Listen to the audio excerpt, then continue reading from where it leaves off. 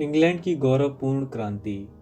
James द्वितीय 1885 ईस्वी में इंग्लैंड का राजा बना। उसे बहुत संरक्षित से सिंहासन प्राप्त हुआ। परिस्थिति राजतंत्र के पक्ष में थी। विरोधी दल कुचला जा चुका था। राज्य के प्रति निर्विरोध अज्ञानकारिता का सिद्धांत स्वीकृत हो चुका था। संसद के अधिकांश सदस्य राजा के दैवीय अधिकार सिद्धांत के समर्थक थे। जेम्स द्वितीय ने स्वयं ही परिस्थिति को विपरीत बना दिया और उसे अंतोगत गद्दी छोड़कर भागना पड़ा। 1688 ईस्वी में इंग्लैंड की क्रांति को गौरवपूर्ण क्रांति भी कहा जाता है।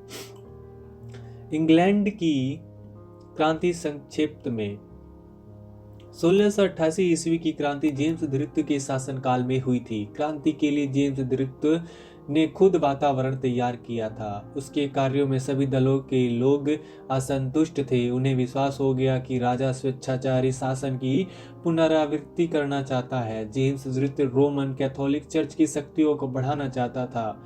वह कैथोलिकों को राज्य के महत्वपूर्ण पदों पर नियुक्त करना चाहता था। वह किसी भी कानून को स्थगित अथवा रद्द करने के अधिकार द्वारा अपनी सत्ता को सर्वोपरि बनाना चाहता था। वह टेस्ट एक्ट को समाप्त करना चाहता था और इसलिए उसने न्यायालय में अपने समर्थक न्यायाधीशों को ही रहने दिया। वह स्थायी सेना की सहायता से विरोधियों पर नियंत्रण रखना चाहता था। इंग्लैंड की जनता जेम्स द्वितीय के क्रूर शासन को इसलिए बर्दाश्त कर रही थी कि उसकी मृत्यु के बाद इंग्लैंड के कैथोलिक शासन का अंत होगा। लेकिन जून 1688 ईस्वी में जेम्स द्वितीय की दूसरी कैथोलिक पत्नी से एक पुत्र उत्पन्न हुआ। पुत्र के जन्म ने इंग्लैंड के लोगों की क्रांति को अवश्यंभावी बना दिया। लोगों को विश्वास हो गया कि जेम्स द्वितीय की नीति अनंत काल तक चलती रहेगी। इस आशंका से लोग भयभीत हो गए। वे क्रांति द्वारा कैथोलिक शासन के अंत का प्रयास करने लगे। प्रतिकूल परिस्थितियों के कारण जेम्स द्वितीय ने गद्दी छोड़ दिया। विलियम तृतीय और मैरी को इंग्लैंड का सम्राट और साम्राज्ञी घोषित किया गया। अधिकारों का घोषणा पत्र तैयार किया गया। जेम्स द्वितीय के सभी कार्यों को अवैध घोषित किया गया। प्रजा तथा संसद के अधिकारों की पुष्टि की गई। 1688 ईस्वी की क्रांति के कारण।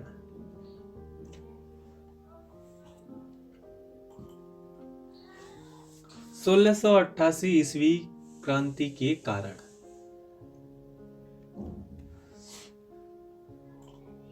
1688 ईस्वी में इंग्लैंड की क्रांति के प्रमुख कारण निम्नलिखित थे। जेम्स द्वितीय की धार्मिक नीति। जेम्स द्वितीय कट्टर कैथोलिक था। कैथोलिक धर्म के सिद्धांतों में उसकी गहरी आस्था थी। वह कैथोलिकों को राज्य के प्रमुख पदों पर नियुक्त करना चाहता था। इस पक्षपात को देखते हुए प्रोटेस्टेंट लोगों ने जेम्स के कार्यों का विरोध शुरू कर दिया। विरोधियों का दमन करने के लिए जेम्स द्वितीय ने अनेक कठोर कदम उठाए। हाई कमीशन नामक न्यायालय की स्थापना की गई। कैथोलिक धर्म की आलोचना अथवा निंदा करने का अधिकार किसी को नहीं था। विरोध की परवाह न करते हुए जेम्स द्वितीय ने कैथोलिक धर्म का प्रचार जारी रखा। फ्रांस के साथ मैत्रीय संबंध। जेम्स द्वितीय का विश्वास था कि आवश्यकता पड़ने पर फ्रांस का राजा लुई 14वां उसे सेना और धन से सहायता देगा। इस कारण उसने फ्रांस के साथ मैत्रीय संबंध बनाए रखने का पूर्ण रूप से प्रयास किया। उसने रोमन कैथोलिकों को सुविधाएं प्रदान की और प्रोटेस्टेंट धर्म के अनुयायियों को घोर अत्याचार किए। इंग्लैंड में प्रोटेस्टेंट जनता इस प्रकार के अत्याचार को सहन नहीं कर सकी, उसने जेम्स द्वितीय का विरोध करना शुरू कर दिया। टेस्ट एक्ट की प्रति उदासीनता। टेस्ट एक्ट के अनुसार केवल अंग्रेजी चर्च के अनुयायियों को ही राज्य कर्मचारी के रूप में नियुक्त किया जा सकता था। इस नियम के कारण कैथोलिकों की नियुक्ति नहीं की जा सकती थी। इसलिए जेम्स द्वितीय ने स्टेट एक्ट को रद्द करने का प्रयास किया, लेकिन संसद ने ऐसा करने की अनुमति नहीं दी। इससे असंतुष्ट होकर जेम्स द्वितीय ने संसद को ही स्थगित कर दिया। निलंबन और विमोचन के अधिकार का प्रयोग। जेम्स द्वितीय का कहना था कि आवश्यकता होने पर राजा किसी भी नियम को स्थगित अथवा रद्द कर सकता है। इस अधिकार का प्रयोग करके उसने कैथोलिकों के विरुद्ध बने सभी कानूनों को रद्द कर दिया। इंग्लैंड की जनता ने राजा का विरोध किया। विश्वविद्यालयों में हस्तक्षेप। जेम्स द्वितीय ने विश्वविद्यालयों के कार्यों में भी हस्तक्षेप किया। विश्वविद्यालयों में बड़े बड़े पदों पर कैथोलिकों की नियुक्ति की गई। कैम्ब्रिज विश्वविद्यालय के उपकुलपति को पदच्युत कर दिया गया था क्योंकि उसने कैथोलिक को डिग्री देने से इनकार कर दिया था। ऑक्सफोर्ड विश्वविद्यालय में भी कैथोलिक धर्म का प्रचार की व्यवस्था की गई। क्राइस्ट चर्च के अध्यक्ष के पद पर एक कट्टर रोमन कैथोलिक की नियुक्त किया गया। विश्वविद्यालय के कार्यों में हस्तक्षेप से भी इंग्लैंड की जनता असंतुष्ट थी। धार्मिक न्यायालय की स्थापना। 1686 ईस्वी में जेम्स द्वितीय ने धार्मिक न्यायालय की स्थापना की। इस न्यायालय का मुख्य उद्देश्य पादरियों को राजा की इच्छा अनुसार कार्य करने के लिए बाध्य करना था। धार्मिक न्यायालय द्वारा कैथोलिक धर्म के विरोधियों को क्रूर सजा दी जाती थी। स्थायी सेना में वृद्धि। जेम्स द्वितीय को सुरक्षित सिंहासन प्राप्त हुआ था। उस समय न तो आंतरिक विरोध की संभावना थी और न विदेशी आक्रमण का भय था। फिर भी जेम्स द्वितीय स्थानीय सेना में वृद्धि करना चाहता था। सैनिकों में अधिकांश कैथोलिक थे। इससे लोगों को आतंकित होना स्वाभाविक था। उन्हें विश्वास हो गया था कि जेम्स द्वितीय स्थानीय सेना की सहायता से स्वेच्छाचारी शासन की स्थापना करेगा और कैथोलिक धर्म का प्रचार प्रसार करेगा। स्कॉटलैंड और आयरलैंड के प्रतिनिधि। जेम्स द्वितीय स्वेच्छाचारी शासन का प्रभाव स्कॉटलैंड और आयरलैंड पर भी पड़ा था। उसने वहां भी ऊंचे ऊंचे पदों पर कैथोलिकों की नियुक्ति की। आयरलैंड के प्रोटेस्टेंट भयभीत हो गए। स्कॉटलैंड में रोमन कैथोलिकों को पूरी धार्मिक स्वतंत्रता दी गई। इससे लोगों में असंतोष बढ़ा, जिसके कारण आगे चलकर क्रांति संभव हो चुकी। चुनाव में हस्तक्षेप। जेम्स द्वितीय चुनाव में भी हस्तक्षेप करने लगा था। वह संसद के सदस्यों को नामजद भी करने लगा था। वह अपने समर्थकों की संख्या संसद में बढ़ाना चाहता था। इससे संसद के सदस्य असंतुष्ट थे। 7 पादरियों का मुकदमा।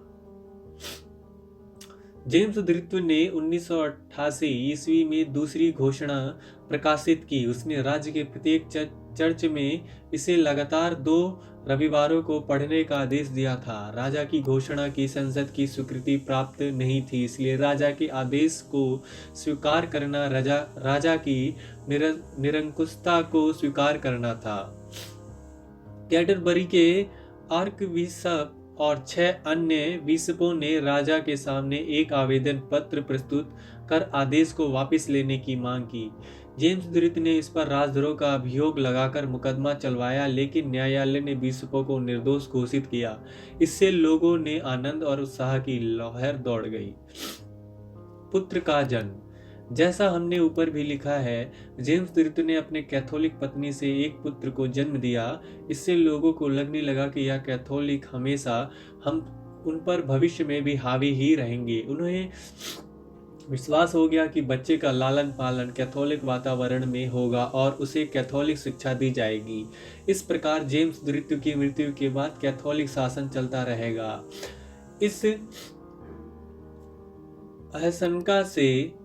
इस आशंका से ही लोग भयभीत हो गए। अब वे क्रांति के द्वारा ही कैथोलिक शासन का अंत कर सकते थे। क्रांति के परिणाम। राजा की शक्ति में कमी आई। संसद के अधिकारों में वृद्धि हुई। क्रांति के बाद अनेक अधिनियम बने। धार्मिक सहिष्णुता को बढ़ावा दिया गया। नौसेना, स्थल सेना आदि के व्यय के ब्यौरे और ऋण का अनुमान लगाया। न्यायालय को स्वतंत्रता मिली। फ्रांस को पराजित कर इंग्लैंड ने एक नई यूरोपीय नीति अपनाई। स्कॉटलैंड को क्रांति से संवैधानिक और राजनीतिक लाभ प्राप्त हुए। क्रांति का आयरलैंड पर अच्छा प्रभाव नहीं पड़ा। आयरलैंड का ऊन का व्यापार चौपट हो गया।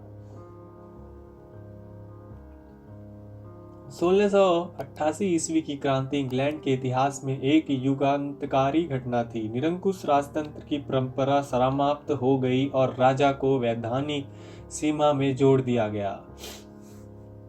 1689 ईस्वी में अधिकार विधेयक पारित हुआ। इसके अनुसार राजा संसद की सहमति के बिना ना तो किसी कानून को स्थगित कर सकता था, न किसी नए कानून को लागू कर सकता था, न नया कर लगा सकता था और न किसी व्यक्ति की सजा माफ कर सकता था। यह भी स्पष्ट कर दिया गया कि कैथोलिक या कैथोलिक स्त्री से शादी करने वाला कोई भी व्यक्ति इंग्लैंड की गद्दी पर या गद्दी का अधिकारी नहीं होगा।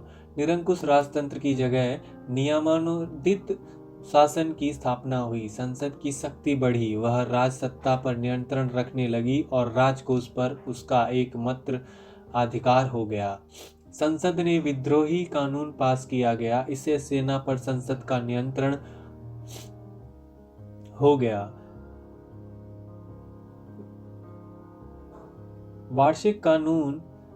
त्रैवार्षिक कानून पास कर हर तीसरे वर्ष पर संसद का निर्वाचन अनिवार्य कर दिया गया। सहिष्णुता कानून पास कर सभी प्रोटेस्टेंट संप्रदायों को धार्मिक स्वतंत्रता दी गई। 1701 ईस्वी में उत्तराधिकार निर्णायक कानून बना। इसके अनुसार यह तय हुआ कि इंग्लैंड का राजा प्रोटेस्टेंट ही होगा। कार्यपालिका, न्यायपालिका और व्यवस्थापिका पर संसद का पूर्ण नियंत्रण स्थापित हो गया। अब राजा की जगह संसद संप्रभु हो गया। राजा की निरंकुशता समाप्त हो गई और संसद का संप्रभुत्व स्थापित हुई।